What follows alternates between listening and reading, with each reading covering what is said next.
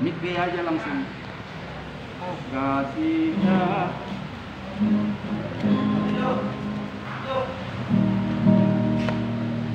Kasihnya seperti sungai, kasihnya seperti sungai, kasihnya seperti sungai di hatiku,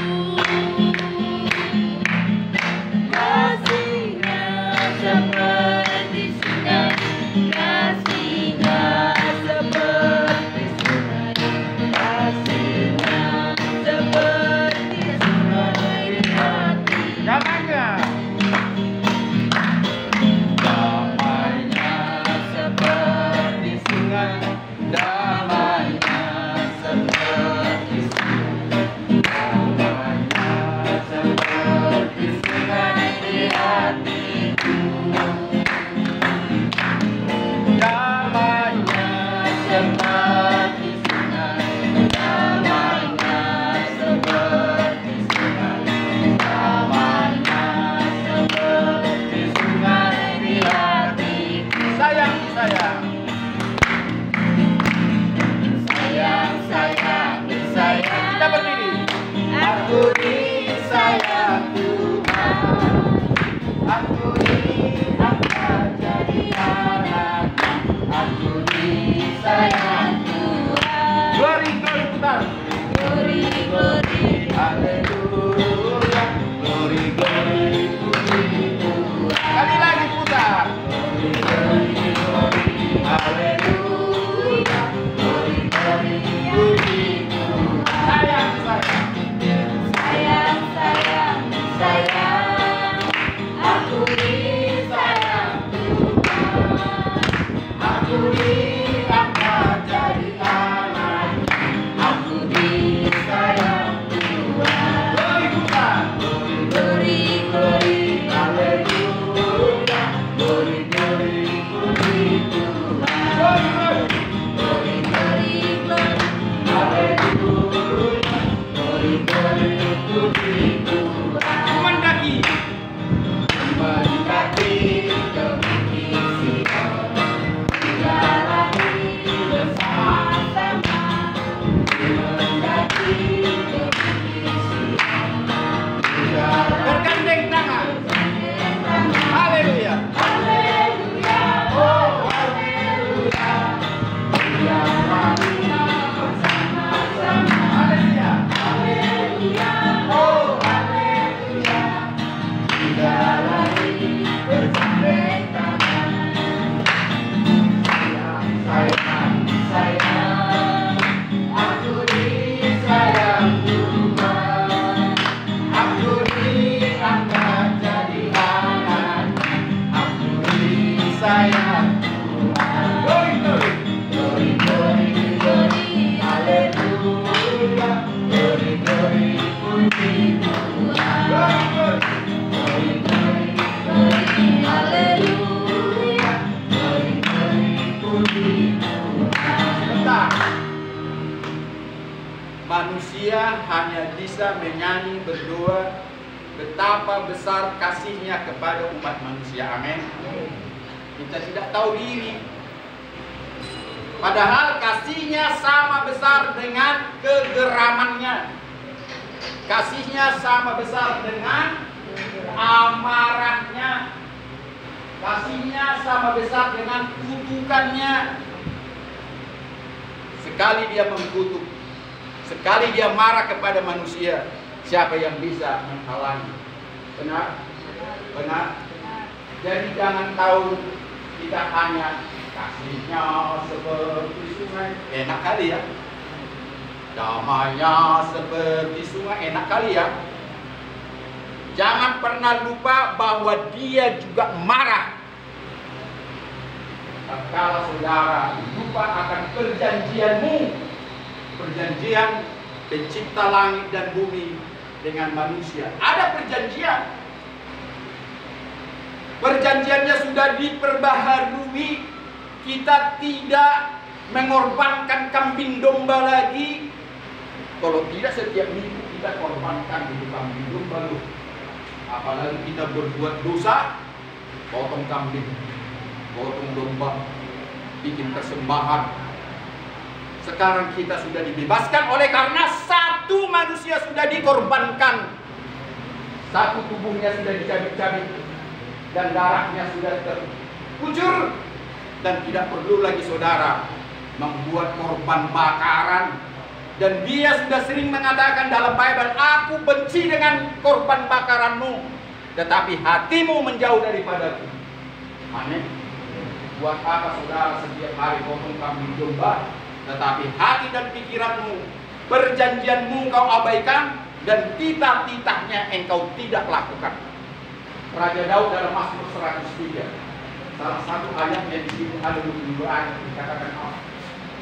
Dia akan memberkati orang-orang yang memegang perjanjiannya dengan setia dan yang ingat melakukan titah-titahnya.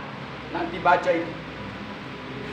Itulah orang yang dikasihi dia, tapi tatkala saudara lupa dengan perjanjian saudara dan kita dengan dia pencipta kita, dia akan marah.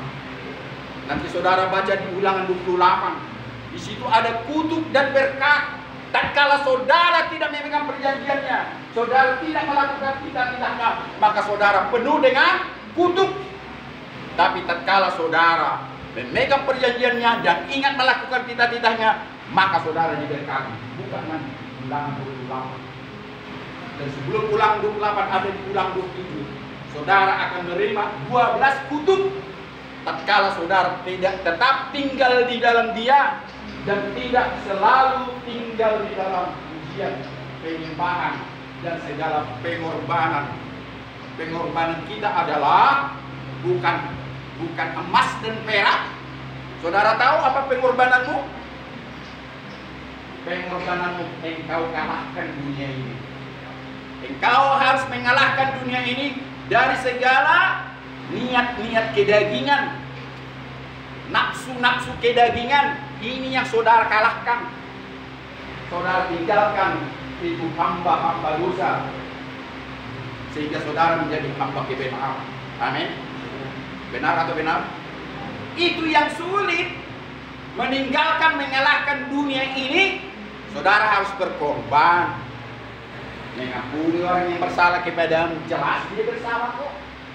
Memberkati orang yang mengutukmu, jelas dia mengutukmu. Memberikan makan lawan-lawanmu, luar biasa. Jangan kira kalau dia sudah menyempurnakan hukum Taurat, saudara begitu gampang. Tidak. Maka itu khotbah saya pernah mengatakan apa? Jangan salah gunakan kemerdekaan yang kuberikan kepadamu, kepada umatku. Dulu saudara, makanan dan minum jatuh dari perjanjian. Dengan tegas dikatakan perjanjian lama Torah, makanan yang najis dan yang tidak najis.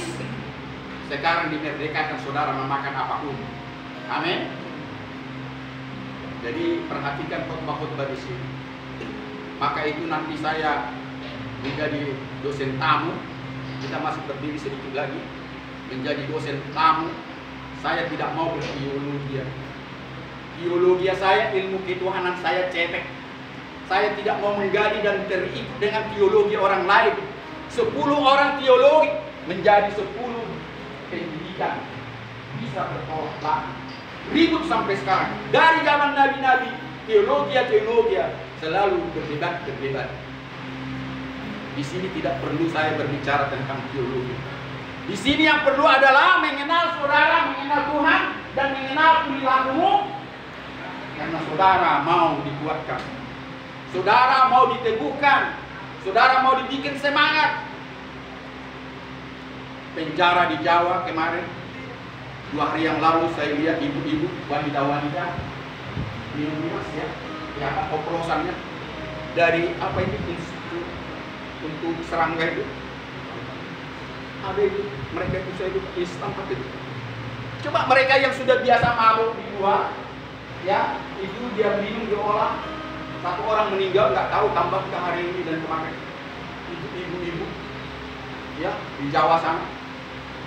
Ada yang mati, ada yang pingsan. Bayangkan aja racun diminum, bagaimana otaknya biar hancur. Aneh bin ajaib. Ajaib, amin. Itulah kami datang kemari. Biar saudara jangan putus asa menyesal dan bunuh diri. Makanya dulu pernah saya bilang banyak di penjara bunuh diri. Dengan kehadiran kami di sini, kami mau katakan bahwa saudara sangat berharga di mata Tuhan. Amin. Siapa yang bilang saudara benar? Sekalipun kebenaran itu Tuhan yang tahu. Setelah saudara dipenjarakan, tak satu manusia pun mengatakan kau benar. Tuhan yang tahu kebenaran dan sebagainya. Tetapi saya mau katakan, ada banyak hamba-hamba Tuhan. Bahkan murid-muridnya sendiri adalah orang-orang jahat. Tidak ada seperti yang saya bilang kemarin itu, Yeremia dilahirkan, sudah dikenal oleh Tuhan, dan sudah ditakdirkan dia, dan sudah dikuduskan. Tidak harus demikian menjadi pendeta-pendeta, evangelis, misioner. Tidak harus seperti Yeremia. Saudara-saudara bisa menjadi melebihi Yeremia. Amin. Amin, saudaraku. Itu kami datang kemari karena Yesus mengatakan, terimalah kerajaan surga yang sudah disiapkan padamu. Hari ini, sejak dunia dijadikan, karena tatkala aku dalam penjara, kau datang membesuk aku. Baca nanti rumah sakit dan penjara.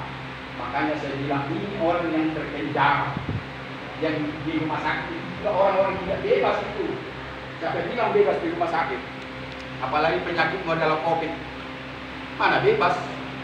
Jadi karena itu saudaraku, saya sering mengatakan bulu yang patah yang terpulat tidak diputuskannya. Sungguh yang merohit tidak akan dipadamkannya. Itulah saudara sekarang ini kata dunia. Tetapi kata Tuhan Yesus tidak terkecuali. Orang yang merdeka, orang yang di penjara dapat ku ampuni, dapat ku merdekakan, dan dapat ku jadikan muridku. Luar biasa kan? Jadi jangan saudara berharap mengumpulkan uang tatkala saudara mati. Maka saudara diminta didoakan oleh keluarga-keluargamu. Itu adalah angan-angan sia-sia. Pengampunan dosa berlangsung tatkala saudara masih hidup. Amin. Benar atau benar? Jangan harap segala dosa pelanggaranmu bisa terampuni engkau di dalam kubur. Bahkan di neraka pun saudara tidak bisa diampuni. Kalau itu buat apa kita bertuhan? Kalau kau masih di neraka, nanti saudara bisa dibebaskan dan masuk ke surga. Tinggalkan aja ibadah ini. Jangan mau mengalahkan dunia. Kita kalahkan itu segala ibadah-ibadah agama apapun. Tinggalkan aja itu. Oh, nanti di sore di apa neraka? Kita bisa disucikan katanya. Itulah perkataan iblis pembohong. Iblis adalah raja pembohong. Ya, dia saja yang datang ke dalam manusia harus turun ke dalam kerajaan maut. Bayangkan, Yesus Kristus yang tidak tercela, yang tidak berdosa, harus turun ke dalam kerajaan maut 3 hari lamanya. Apalagi saudara dan saya. Jangan sampai saudara sombong dan angkuh. Seolah-olah saudara diselamatkan karena hukum nenek moyang yang sudah Kristen. Tidak, kekristenan itu hanyalah sifatnya pribadi. Tinggal saudara mau nggak bersekutu dengan dia, mau nggak satu tubuh dengan dia, mau nggak menderita sama seperti dia. Itu persoalannya. Saya sengaja kita berdiri dan kita konsentrasi. Sekarang kalau kita dulu tidak konsentrasi mendengarkannya. Waktu saya cuma sedikit. Sebelum jam 10 saya harus berangkat. Saya mau berikan khotbah di Pancur Baru. Saya akan buru-buru. Waktu kita sedikit, saya mau katakan adalah begitu enaknya kita menyanyikan kasihnya seperti sungai. Glori, glori, glori, haleluya, glori, glori, puji Tuhan. Kenapa? Karena dia sudah mengatakan kau anakku, maka engkau memanggil aku Bapa. Sebetulnya kalau kita mau jujur, orang yang memanggil dia Bapa harus orang yang sudah dipenuhi oleh Roh Kudus. orang yang sudah betul-betul di dalam dia. Tetapi manusia begitu gampang, Bapa di sorga. Enak aja kan. Enak aja lu manggil Bapa lu. Dosa-dosamu aja gak pernah kau akui sampai sekarang. Hati-hati ya. Baca nanti di dalam Yakobus 5 ayat 13. Satu sama lain ini harus mengakui. Siapa dari saudara yang bisa mengaku dosa sama teman-teman? Siapa suami istri yang pernah mengaku dosa sama suami? Aneh, punya istri pernah mengaku dosa? Bahkan pendeta-pendeta, saya yakin tidak semua pendeta hamba-hamba Tuhan yang khotbah 4 kali satu hari, belum tentu dia sudah melakukan selalu pengakuan dosa kepada istri dan anaknya dan kepada jemaatnya. Tetapi dalam Yakobus 5 nanti baca kalau tidak salah ayat 13, kita harus saling mengaku dosa. Ini yang berat saudara. Maka itu saya bilang di sini apa dosa yang saya tidak akui. Ya, maka saya bilang saya mungkin lebih bijak daripada saudara. SMP saya sudah melontek. Mungkin saudara tunggu SMA dan mungkin tidak ada saudara yang pernah melontek. Ya, itu saya bilang di muka mama saya itu bayangkan. Siapa yang sanggup? Manusia tidak akan pernah sanggup mengatakan itu kalau bukan dia sudah dilahirkan kembali. Itu kuncinya. Kenapa Johnny Pardede banyak penginjil Indonesia? Ya, aku bosan perempuan, aku pakai laki-laki. Aku bosan laki-laki, aku pakai bencong. Johnny Pardede masih ada istrinya, masih ada anaknya. Dan inilah yang dimintakan Tuhan agar kita bisa kuat. Tanpa pengakuan dosa kepada Tuhan, tanpa pengakuan dosa kepada sesama manusia, percayalah saudara tidak akan pernah kuat. Amin. Ngomong kosong saudara bisa kuat. Kalau merasakan nikmatnya karunia, kasihnya, penyertaannya seperti tadi, kasihnya seperti sungai. Simbolis iblis pun merasakan itu. Tidak usah saudara percaya dan tinggal di dalam Tuhan. Saudara diberkati. Mataharimu sama dengan matahari yang mengatakan orang-orang suci. Bulannya sama. Tadi malam hujan deras, angin kencang, sama-sama merasakan orang fasik sama orang saleh. Mana ada bedanya? Jadi jangan pernah cukup saudara percaya dan mengenal dia. Ini saudara mengenal tak? Tatkala saudara menari-nari, kalau betul-betul saudara merasakan hati tarianmu itu nikmat, itu saudara sudah mengenal dia. Itu arti mengenal dia. Merasakan bagaimana saudara diberikan sukacita. Tidak usah jauh-jauh. Roh itu memberikan kepadamu tadi waktu menyanyi sukacita. Tapi jangan lupa, sekali lagi saya katakan, iblis pun dikasih berkat.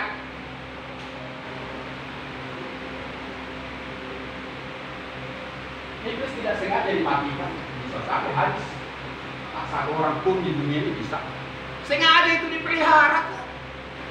Siapa bilang? Makanya Raja Daud mengatakan apa? Sekalipun aku berjalan dalam lembah kegelapan, aku tidak pernah takut bahaya sebab Tuhan selalu beserta. Gadang dan kotaknya tidak yang menghibur aku.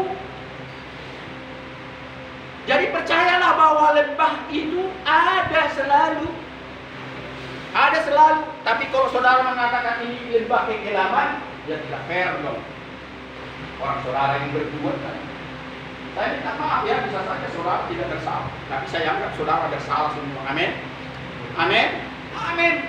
Jangan bilang pernah ini lembah kekelaman yang dikasih Tuhan. Jangan tambah-tambah dosamu. Sudah? Kita harus tahu diri. Aku yang tidak memegang perjanjiannya dan tidak setia dan tidak melakukan kitahnya, maka aku masuk dalam penjara. Itu harus katakan dalam doamu.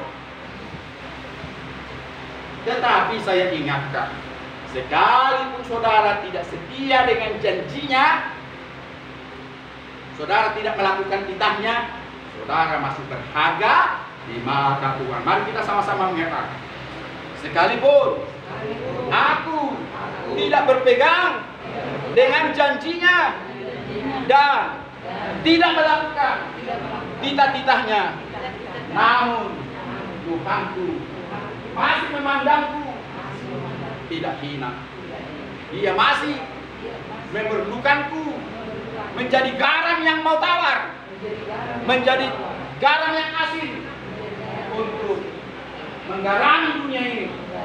Aku masih mau Tuhanku dijadikan aku sebagai pelita yang tadinya meredup menjadi pelita yang terus sampai terakhir. Sekalipun Tuhan melihat aku menjadi bulu yang patah, tetapi dia tidak mau memutuskanku, tetapi dia membebatku dengan tangannya, sehingga aku lebih kuat dari aku sebelum patah. Terima kasih Tuhan Yesus. Ini doamu kawan-kawan. Ini katakan, ini pengakuan. Jadi berbeda orang yang bernyanyi dalam pergumulan.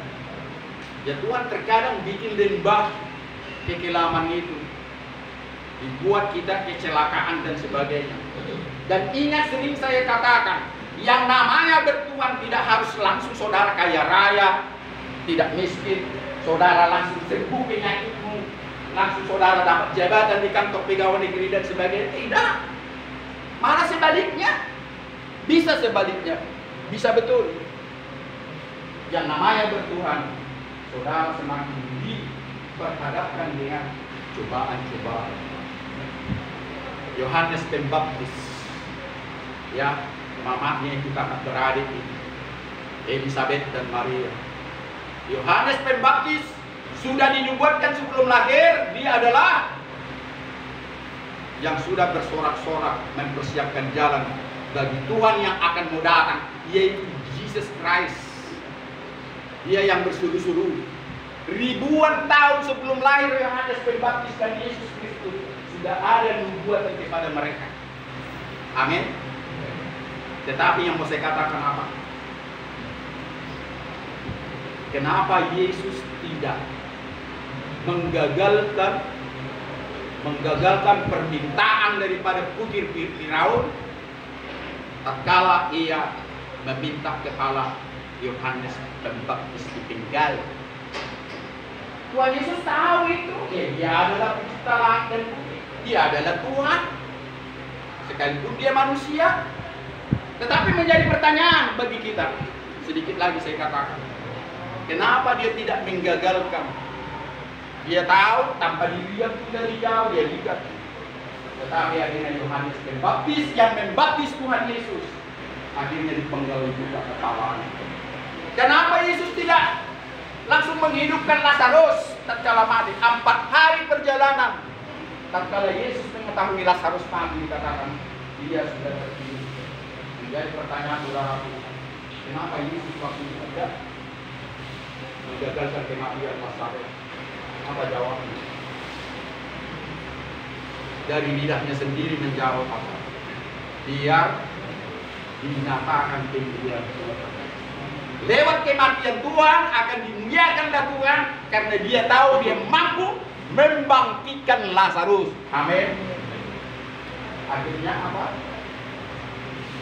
4 hari dia Tuhan sudah mati. Kalau engkau ada di sini sebelum dia mati, kami percaya dia tidak mati. Kata Marta dan Maria, di mana dia sekarang? Di sana. Dibawalah dia ke kuburannya. Apa kata Yesus? Lazarus bangkit. Ya itu yang saya mau katakan kepada saudara. Terkadang dia membuat orang jatuh sejatuh-jatuhnya dalam sakit, dalam keuangan, dalam jabatan. Itu terkadang. Tetapi kalau saudara, ya mungkin tidak ke situ. Saudara yang membuat Anda jatuh. Saya tidak menghina. Sekali lagi saya katakan, saya tidak menghina saudaraku. Tapi bandingkanlah saudara yang olehnya Tuhan saudara dijatuhkan dan yang saudara sendiri menghendaki saudara jatuh. Amin. Mari kita bernyanyi lagi sebelum kita duduk. Apa lagi nyanyi kita? Sebab dia hidup pada hari esok. Sebab dia hidup pada hari esok. Sebab dia hidup tak gentar, ngaku tak dia pegang hari esok. Kosong membuktikan dia hidup. Sebab dia hidup, sebab dia hidup pada hari esok. Sebab dia hidup tak gentar, ngaku tak dia pegang hari esok. Kosong membuktikan dia hidup. Saya tambahkan sedikit lagi. Banyak orang mengklaim bukan dia yang mati di kayu salib itu, dan karena itu bukan dia yang bangkit dari kematian itu. Orang dia tidak pernah digantung di kayu salib kok. Ya terang aja dia ada setelah 3 hari kemudian. Inilah iblis gitu ya. Terang aja dia ada, bukan dia mati betul-betul. Padahal kitab suci, orang yang membunuh dia itu sudah bolak-balik dibacakan di bait suci. Yesaya 53. Saya selalu mengingatkan saudara baca itu Yesaya 53. Ya, enak sekali. Ini sampai sekarang dibaca di gereja-gereja Yahudi sampai detik ini. Tetapi bukan percaya dia bahwa yang digantung mereka itu adalah Yesus Kristus, Yesus Al-Masih yang dijanjikan berdasarkan Yesaya 53. Itulah bodohnya, begoknya. Padahal orang Yahudi otaknya tidak ada yang melihat segala teknologi di dunia ini. Saya kira semua mereka yang kita. Bahkan terakhir saudara pernah dengar mata orang Buddha sekarang sudah bisa melihat dengan mata palsu. Gila atau gila ini? Saking hebatnya bisa diciptakan mata palsu, orang Buddha bisa melihat. Yang saya tahu mata kambing ditaruh bisa diadopsi ke mata manusia atau mata binatang, mata monyet. Sekarang ini mereka sudah menciptakan mata buatan tangan manusia, bisa orang jadi melihat tangan buatan itu. Tetapi bodohnya sampai sekarang mereka banyak yang tidak percaya yang dimatikan itu. Itulah yang dinantikan berdasarkan Yesaya 53. Tidak semua orang Yahudi demikian. Banyak juga orang Yahudi Kristen. Artinya sudah pengikut Kristus, pengikut Nazaret, aliran Nazaret karena dia lahir di Nazaret. Ya, sekarang banyak juru saya kembali mengatakan karena besok saya sudah dijemput memberikan pengajaran umum dan saya akan katakan nanti kepada calon dokter ini, mudah-mudahan saya dibuka apa tujuan saudara-saudara menjadi mendapat gelar dokter, untuk bertikaikan, untuk berdebatkan. Padahal Tuhan mau apa? Bukan pengetahuan yang Tuhan mau, tetapi saudara melakukan apa yang sudah kuajarkan kepadamu. Amin. Itu melakukan apa yang kita tahu, yang sudah diajarkan, yaitu mengasihi dia dan sesama manusia. Bukan berteologi yang saling gontok-gontokan sampai sekarang. Merasakan kebenaran, bahkan gereja-gereja kita berbeda sekarang ini saling mencibir gereja yang satu sama yang lain. Maka itu bolak-balik saya ulang-ulangi, gereja yang sejati yang ada padamu adalah dirimu sendiri, hatimu. Karena itu yang berbicara kepadamu. Makanya semua pengajaran yang datang di sini cerna, sebelum Anda cerna, pilih mana yang bisa saudara makan. Mana yang saudara tidak bisa makan dan tidak mau makan. Jangan paksakan kawan. Terakhir, hambanya di sini mengatakan aku menyinggung soal makanan. Kasihan saya, ngapain lagi dibicarakan soal makanan minuman sekarang ini?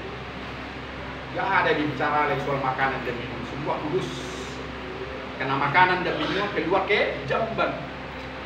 Ngapain lagi disinggung perjanjian lama ini? Kita tidak sanggup menjalankan perjanjian lama tak seorang pun. Makanya kita dimerdekakan dari segala aturan-aturan yang manusia tidak sanggup. Termasuk hari Sabat.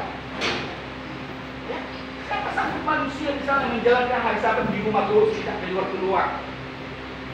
Dan tidak bisa masak sekali. Masak aja tak boleh. Jadi makanya saya sering menyanyikan hari ini harinya Tuhan. Hari Senin ke Senin tetap hari Tuhan. Tuhan tidak mau. Saudara dibelenggu tak seorang pun nak sanggup menjalankan Sabat perhentiannya itu. Saudara tidak bisa melakukan apa-apa. Ingat bagaimana waktu Yesus berdebat masalah hari Sabat. Kalau saudara anak domba jatuh ke parit, apakah kau tidak menolong? Dia akan ditolong dong. Sedangkan anak domba jatuh ke parit kau tolong. Apalagi saya menyebutkan orang sakit pada hari Sabat. Di mana salah? Jadi saya tidak katakan teologi, saya tidak mengatakan hukum Taurat itu dibatalkan. Tidak dibatalkan. Kalau dibatalkan kita bisa membunuh dong, kita bisa merampok dong, kita bisa memperkosa dong. Kita bisa bikin patung-patung kita sembah dan sebagainya. Malah sebetulnya diberikan kebebasan bahwa kita tidak disetting iman kita.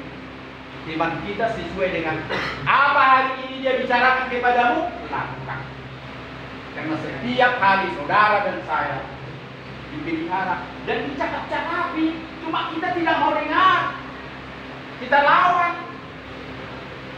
Baru tidur kita sebetulnya ada roh ini berbicara. Perhatikan.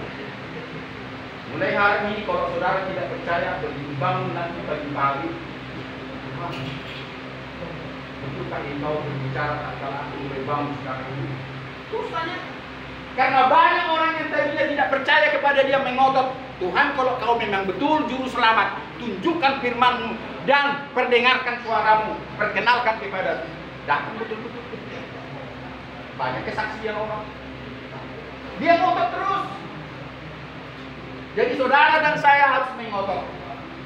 Seperti perempuan Kanaan, khotbah saya terakhir saya ulangi. Dia mengotot. Tidak layak kata Tuhan Yesus, seorang bapa yang sudah menyiapkan roti diberikan kepada anjing. Datang wanita itu. Tuhan, anjing itu memakan remah-remah yang jatuh dari mulut anak-anak itu. Dari meja yang jatuh itu anjing itu makan. Anjing itu pun hidup. Luar biasa. Harus begitu imanmu. Kita harus mengotot. Padahal wanita itu orang Kanaan waktu itu tidak ada orang Kristen. Semua penyembah Baal. Hanya orang Yahudi, orang Israel waktu itu yang menyembah Allah yang sesungguhnya. Dan katakanlah orang Yahudi yang sebelum Kristen pun, mereka itu menyembah Tuhan yang hidup, bukan patung. Tetapi saya ulangi sekali lagi, mengotot dia. Anjing itu memakan remah-remah yang jauh dan anjing itu hidup. Apa Tuhan Yesus katakan? Ingat, imanmu lah yang menyelamatkan kau. Begitu kuat imanmu, engkau percaya dengan imanmu, dan imanmu lah menyembuhkan anakmu sekarang. Dan anak gadis dia yang kerasukan setan dan menderita. Akhirnya sembuh. Saudara ingat orang muda asal pegang kehidupan. Dan orang-orang sakit pun asal pegang aja juga. Padahal mereka itu orang-orang penyembah berhala. Bayangkan. Bukan penyembah Tuhan yang hidup. Tuhan tahu. Betul-betul mereka sembuh dari penyakit. Amin. Kita duduk kembali.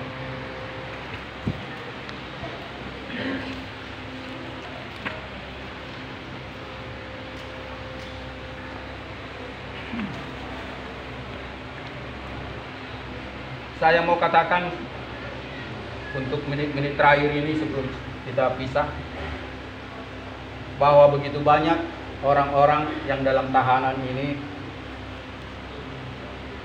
agak ragu mau bicara sama saya. Ini dari hati kecil saya.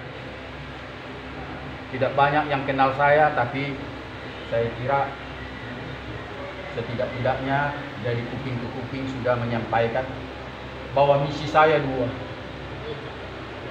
Misi saya perkabaran Injil dan advokasi hukum.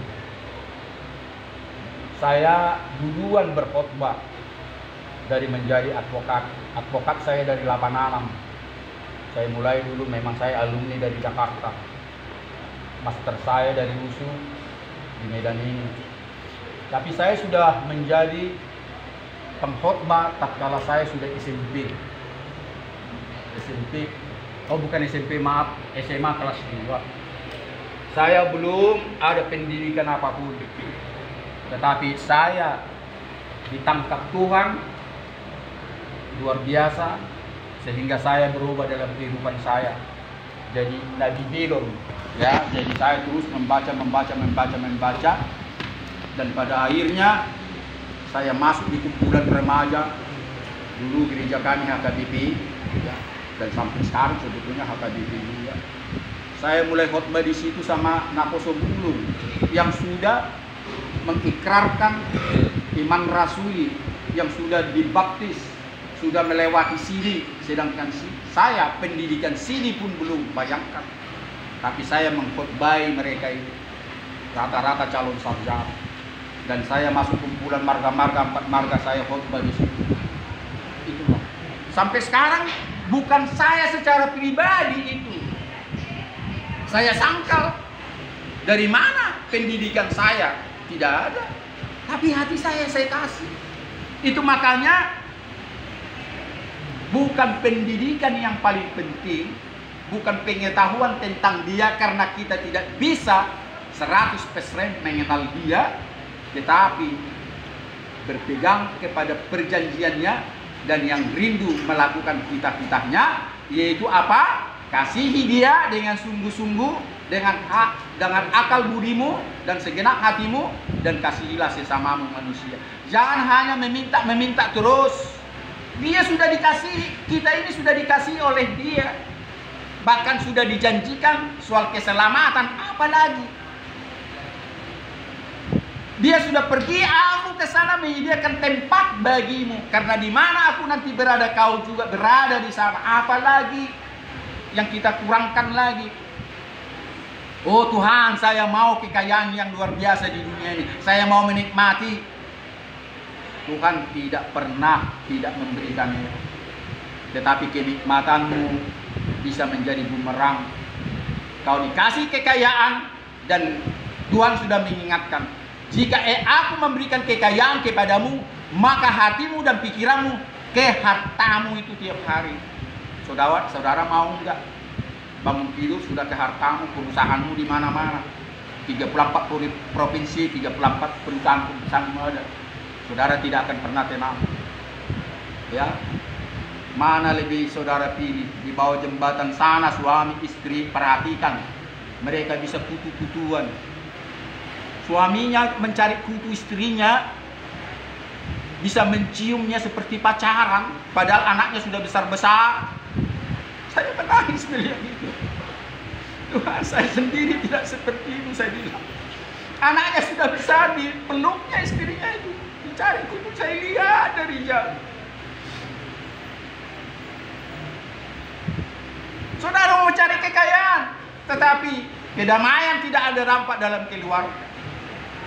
Istrimu ke kiri, kau ke kanan, anakmu ke depan, ke belakang, tidak pernah bersekutu. Tetap Anda tidak mendapatkan kesenangan di dunia ini. Kita lihat mereka itu, sekali lagi saya katakan, rumahnya rumah kardus di Jakarta. Saya dari tahun 77 dari Jakarta saya sampai tahun 2000-an. Saya sudah lihat rumah-rumah kardus hanya setinggi manusia, bahkan ada di hanya 1,5 meter, masuk hanya merunduk, hanya 1,5 meter tingginya. masuk harus tunduk. Itulah rumah-rumah kardus. Tetapi di situ damai sejahteranya luar biasa. Apa yang mereka cari hari itu, besoknya itu dimakan. Yang dicari pun barang-barang bekas, pemberian-pemberian orang. Dan banyak mereka itu tidak mau mengemis. Tidak mau mengemis. Dicari ke sana, dicari ke sini. Tetapi kita selalu mengemis dan mengemis. Tak mau bekerja. Kita renungkan itu arti kedamaian, bahwa Tuhan sudah memberikan damai sejahtera dalam rumah orang miskin. Tidak harus rumah orang kaya. Maka itu saya sering berdoa tatkala diundang ke rumah orang, Tuhan jadikan rumah ini rumah doa, di mana orang masuk dan keluar selalu berdoa di rumah ini, dan mereka akan terberkati. Kalau saya selalu membuat itu, kenapa saudara tidak melakukan? Berjanjilah setelah keluar dari persoalan hukum ini, aku akan selalu berdoa setiap kepada rumah yang kukunjungi, Tuhan jadikan rumah ini rumah doa. Maka setiap orang yang masuk dan keluar ke rumah ini, orang-orang terberkati. Tidak panjang-panjang kawan, doa pendek aja. Saya sudah sering mengatakan itu dan tidak pernah saya diam. KUHP bisa saudara tidak dimaafkan, tapi Tuhan memaafkanmu segala dosa apapun, pelanggaranmu diampuni, dan bahkan dijanjikan tempat yang hidup selama-lamanya. Sekalipun masih di penjara, saudaraku, itu bukan perkataan bohong, tetapi sudah perkataan Bible itu. Aku menyucikanmu dari segala kejahatan. Baca nanti Mazmur 103 itu, enak kali Pak, ada 22 ayat itu. Karena saya suka kali baca itu, karena apa? Di dalamnya itu banyak kali khotbah yang perlu kita renungkan. Banyak kali pengajaran dari Mazmur 103 itu. Dan diingatkan kita ini ibarat bunga yang sekarang ini berkembang begitu. Angin datang melintas, bunga itu pun berterbang. Bahkan tempat di mana dia tumbuh tidak dikenal lagi. Bayangkan, itulah manusia. Tetapi manusia yang diberkati, manusia yang dipersiapkan untuk bersama-sama dia di sorga. Tempat di mana tumbuh bunga itu pastilah dikenal. Itu sebaliknya saudaraku. Jangan lupa itu, kalau ada waktumu bacalah itu, perhatikan dari ayat 1 sampai ayat 22. Itu menguatkanmu kawan. Ya, segala dosamu diampuni, ya segala penyakitmu disembuhkan, dan segala keinginanmu dipenuhi dengan kasih-Nya. Dikatakan di sini, apa keinginanmu dipenuhi? Tetapi keinginanmu yang menyalahi kehendak-Nya tentu tidak diberikan kepadamu. Dan ayat-ayat terakhir, ayat 19 di situ dikatakan apa? Tuhan telah menegakkan kerajaan-Nya di sorga, dan kerajaan-Nya berkuasa atas segala sesuatu. Artinya kerajaan-Nya, kuasanya juga menyelamatkanmu, mengampunimu, memberikan kedamaian, memberikan kekuatan, memberikan jati diri. Itu artinya. Jadi semua makhluk, kalau kita baca di situ, hendaklah memuji Tuhan. Ya, bahkan segala makhluk ciptaannya, di daerah segala kekuasaannya, pujilah Tuhan. Itu perikop Mazmur 103. Jadi sebelum saya akhiri, saya ingatkan sekali lagi, kalau ada waktumu, bacalah hati-hati dan pelan-pelan renungkan dalam-dalam Mazmur 103. Kalau saya bisa tanpa membaca lagi 22 ayat, kenapa saudara tidak bisa? Itu menjadi pertanyaan. Karena saya rindu, saya suka. Di samping itu juga Mazmur-Mazmur banyak satu perikop, ada yang lebih dari 22, ada hanya 3 ayat. Kenapa bisa melekat sama saya? Kenapa sama saudara tidak bisa melekat? Hanya jawabannya, saya mencintai dia sungguh-sungguh. Saya tidak mengatakan saudara tidak mencintai dia. Dan kalau saya sungguh-sungguh mencintai dia, maka firman-firmannya, dafar-dafarnya, ya perkataannya itu menjadi rema. Bukan saya hafal itu kawan. Ya. menjadi pertanyaan bagi kita. Bolak-balik ini kita bawa dari kecil. Tapi tidak semua orang mencari bagian dari Alkitab ini dengan cepat. Terkadang dicari Timotius, dicari di perjanjian lama. Yeremia dicari perjanjian baru. Kita introspeksi diri kita sendiri. Siapa dari kita bisa melantunkan dari Kejadian sampai Maleakhi, dari Matius sampai Wahyu? Hanya anam-anamnya itu. Tapi kita tidak bisa katakan Kejadian, Keluaran, Imamat, Bilangan, Ulangan, Yosua, Hakim-Hakim, Rut, pertama Samuel, dua Samuel, pertama Raja-Raja, dua Raja-Raja, pertama Tawarin, dua Tawarin, Esra, Nehemia, Esdra, ya, Ayub, Mazmur, Amsal, Pengkhotbah, Kidung Agung, Yesaya, Yeremia, Ratam, Yeskiel, Daniel, Hosea, Joel, Amos, Subaya, Yunus, Mika, Nama, Babak, Jepang, Hagai, Zakaria, Malaikat. Siapa yang bisa mengatakan itu? Kepada orang-orang yang betul-betul cinta kepada Tuhan. Lebih cepat saya mengatakan itu daripada saudara membaca. Kenapa bisa? Habis waktu kita kalau saya buktikan semuanya saya ini bisa. Nanti timbul pula dosa seolah-olah saya anggar di situ. Tapi firman Tuhan mengatakan bermegahlah dalam Tuhan. Bisa kita sombong, tapi sombong dalam Tuhan. Jangan kesombongan untuk dirimu. Bermegahlah di dalam, ya, dalam Tuhan. Kita bisa memegahkan diri. Karena Tuhan juga yang memampukan saya, termasuk saya katakan tatkala saya SMA kelas 2 saya sudah mengkhotbahi calon-calon sarjana, karena Tuhan juga yang bikin. Jadi tetap saya, bukan dari saya. Jadi sekali lagi sebagai penutup 2 menit lagi, saudara pun kalau dimampukan keluar dari sini menjadi pengikut-pengikut dia, menjadi orang-orang yang memberitakan Injil, ya, untuk menyelamatkan jiwa-jiwa. Jangan kira itu hanya kemauanmu sendiri. Karena saudara sudah diperhatikan selama ini. Saudara sudah dipilih. Dan saudara tidak akan mengelak lagi tatkala saudara ditangkap. Tidak akan bisa mengelak lagi. Ya. Sampai bagaimanapun usahamu mengejar pengenalan dia, tidak akan saudara kenal dia. Karena dia menganugerahkan kepadamu, saudara bisa merasakan kasih sukacita damai sejahtera yang diberikan kepadamu lewat firman dan penyertaan 24 jam. Itu yang saya tahu. Kenapa saya tahu? Itu yang saya rasakan. Jadi saya tidak mungkin mengatakan kopi itu enak bagi orang tidak mau minum kopi. Memang enak karena saya sudah minum. Dan tidak mungkin saya bisa mengatakan durian itu enak kalau bukan durian itu saya makan enak. Datang-datang orang Eropa, ngapain itu bau busuk itu katanya. Enak kok. Terkadang memang ada yang nggak suka durian, orang Indonesia pun ada yang nggak suka durian ya. Tapi pada umumnya orang suka makan durian. Artinya karena dia sudah memakan buah durian itu. Jadi saudara-saudara juga, setelah saudara mengecam, mencicipi daripada kuasanya keberadaan dia, barulah saudara bisa bersaksi. Tanpa itu saudara tidak akan bersaksi. Dan semuanya ini melalui proses-proses, yaitu dilahirkan kembali. Tanpa saudara dilahirkan kembali, saudara tidak akan bisa menyampaikan kebenaran. Karena apa? Saudara masih diliputi dosa-dosa yang tidak diselesaikan.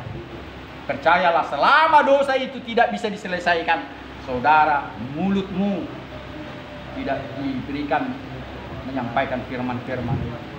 Tetapi bagi orang yang sudah selesai persoalannya kepada Tuhan dan kepada manusia, mulutnya dibuka. Tidak ada malu. Malah dianggap semua itu adalah membuat aku menjadi tegar, membuat aku menjadi kuat. Ada kesaksian bagiku. Maka ini pernah saya bilang kepada saudara, bersyukurlah saudara sudah menjalani tahanan. Sehingga tatkala saudara menjadi hamba Tuhan, orang terbelalak mendengar. Aku gak pernah. Jadi orang-orang saudara bisa bikin ministry pelayananmu orang-orang yang terpenjara. Maka itu judul dari pelayanan saya ulang-ulangnya itu, ada yang tidak pernah dengar, Prison Crusade for Christ. Prison Crusade for Christ.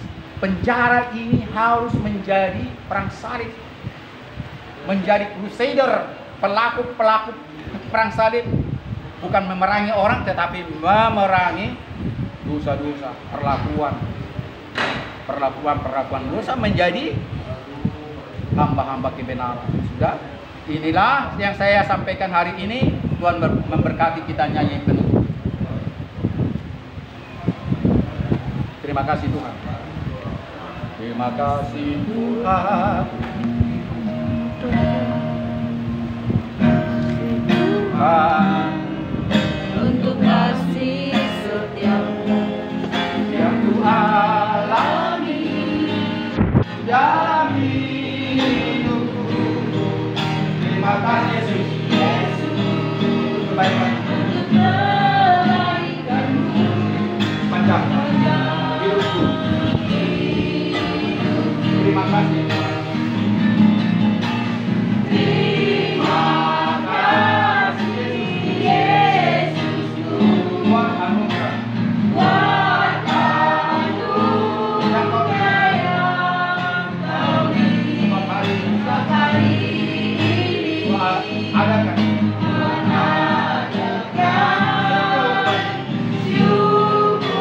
Kita nyanyikan sekali lagi dengan sikap berdoa.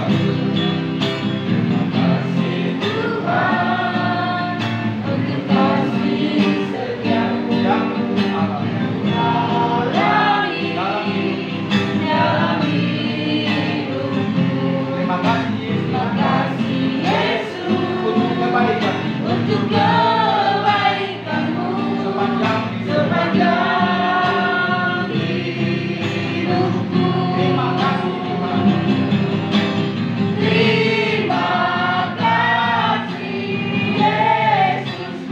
Buat anugerah buat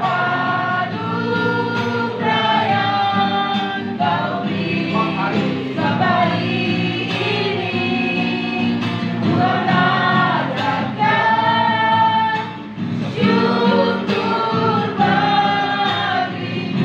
syukur kami Tuhan Elohim, sudah kami panjatkan.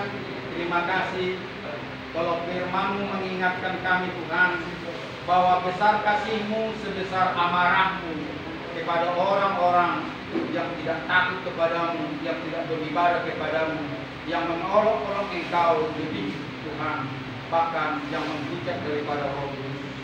Kami tahu Tuhan amarah-Mu tidak satu makhluk pun bisa menggagalkannya jika Tuhan sudah merencanakan itu kepada umat-Mu. Karena itu Bapa, ajarkan kepada kami bahwa di tangan-Mu lah maut dan di tangan-Mu lah berkat. Kutuk dan berkat selalu ada padamu. Jauhlah kiranya daripada kami, ya Tuhan, kutuk-Mu. Sebelum itu Tuhan, sadarkanlah kami untuk kami boleh merendahkan hati dan menerima Engkau sebagai Tuhan dan Juru Selamat kami, dan berpegang pada perjanjian-Mu, dan yang kami ingat melakukan segala titah-titah. Mampukan kami mengenal Engkau sebelum kami mengenal Engkau Tuhan, dan mampukan kami sungguh-sungguh percaya kepadamu bahwa Engkau sudah menyediakan rumah di rumah Bapa yang kekal, yang nantinya kami bersama-sama dengan Engkau di sana.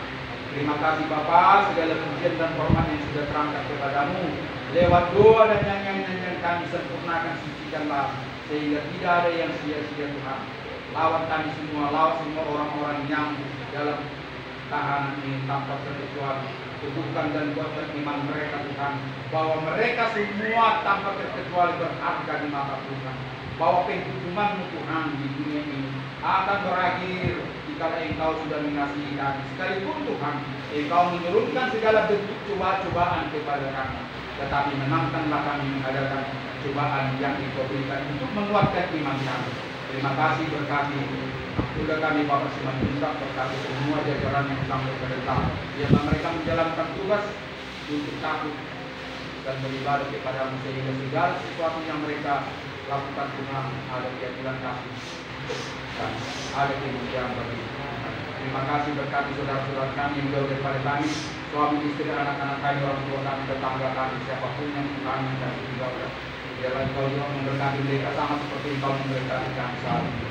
Berkati hati Tuhan, tetap perjalanan hamba-Mu dan coba, biarlah Engkau memberikan keselamatan dan menjaga hamba-Mu dalam bentuk segala kecelakaan dan memelihara nyawa-Ku ke dalam tangan-Mu lah hamba-Mu, serahkan perjalanan hamba-Mu saat ini. Tuhan, kami rindu berkat-Mu yang turun kepada Abraham, Ishak dan Yakub. dan semua keturunan Daud yang percaya kepada Yesus Kristus yang adalah Tuhan Yesus selamat kami. Berkat yang sama akan kami terima, tapi mampukanlah kami Tuhan untuk memanjatkan doa yang sudah diajarkan oleh Yesus Kristus Tuhan kami bersama-sama dengan Roh kami. Bapa kami yang di surga, kuduskanlah namamu, datanglah kerajaanmu, jadilah kehendakmu di bumi seperti di surga. Berilah kami pada hari ini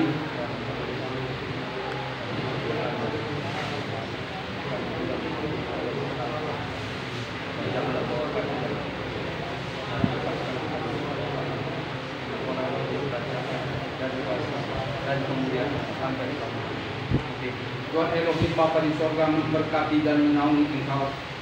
Dia menyinari engkau dengan wajahnya yang kudus dan memberikan engkau kasih karunia. Dan dia juga menghadapkan wajahnya yang mulia itu memberikan engkau damai sejahtera itu selama-lamanya. Maranatha, Yesus Kristus segera akan datang. Haleluya.